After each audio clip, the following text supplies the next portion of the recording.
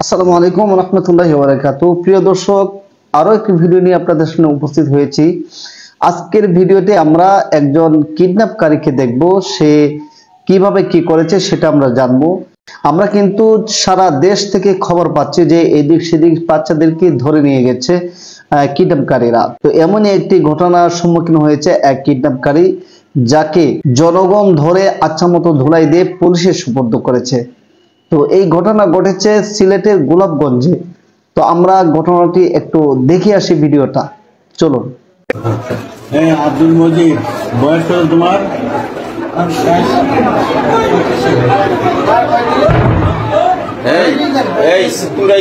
পিতার নাম কি? বেঁচে আছে? মারা গেছে? তোমরা চাও না কোন বাসা আনো বাসা আনো কো তোর বাসা আনো কস না তোমরা তো চাই কইলে এই তুমি চাকো কেন? তোমার গ্রামের বাড়ি কোথায়? দক্ষিণ বিফল। ওটা কয়বে নিচ্ছে তো বন্ধ করছেন?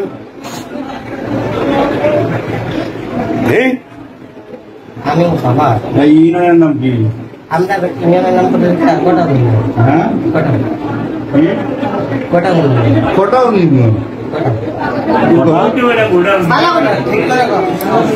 মার খাইবে মারিয়াল হইবে তুই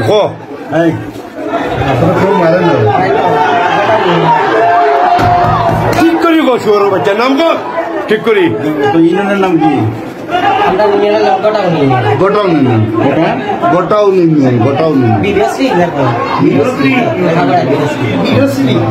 প্রিয় দর্শক, আমরা ভিডিওটি শুধু কিডন্যাপকারীকে দেখতে পেয়েছি, তার কথাগুলো স্পষ্ট নয়। এতটুকু বোঝা গেছে যে তার বাড়ি হচ্ছে সুনামগঞ্জ, সে ওখানে গিয়েছিল, বাচ্চাকে ধরতে চাইছিল কিন্তু বাচ্চাকে ধরতে পারে না। জনগণ তাকে দেখে ফেলেছে, দেখার পর তাকে আচ্ছামতো ধুলাই দিয়ে পুলিশের কাছে সুপর্দ করেছে। তো আমরা বলবো, যদি সে সত্যিকারই কিডন্যাপকারী হয়ে থাকে তাহলে তার যেন কঠিন শাস্তি হয়, এবং তার সাথে যারা রয়েছে, তাকে যারা প্রপোজ করেছে, এই ব্যাপারে তাকে উদ্বুদ্ধ করেছে, তাদেরকেও যেন ধরা হয়, তাদেরকে যেন শাস্তির আওতায় আনা হয়। তবে একটা কথা মনে রাখতে হবে যে এই অবস্থাতে নিরপরাধ মানুষ যেন কোনোভাবেই অপরাধী হিসেবে সাব্যস্ত না হয়, নিরপরাধ মানুষগুলো যেন কোনোভাবেই কষ্ট না পায়, সেই দিক থেকে লক্ষ্য করতে হবে, ভালো করে যাচাই করতে হবে। তারপর তাকে আচ্ছামতো ধুলাই দেন আর যাই করেন, এটা হলো পরের কথা। আগে তাকে ভালো করে যাচাই করতে হবে, আগে তার ব্যাপারে কনফার্ম হতে হবে সে আসলে কি কিডন্যাপকারী কিনা। কেননা আমার আপনার ভুলের কারণে যেন কোনো মানুষের ক্ষতি না হয়, কোনো মানুষের কষ্ট না হয়, ঠিক আছে? ওই দিকটা খেয়াল রাখতে হবে। আর যদি এমনটা হয় তাহলে কিন্তু আসল যারা কিডন্যাপকারী তারা কিন্তু বেঁচে যাবে। এই জন্য সতর্কতার সাথে কাজ করতে হবে।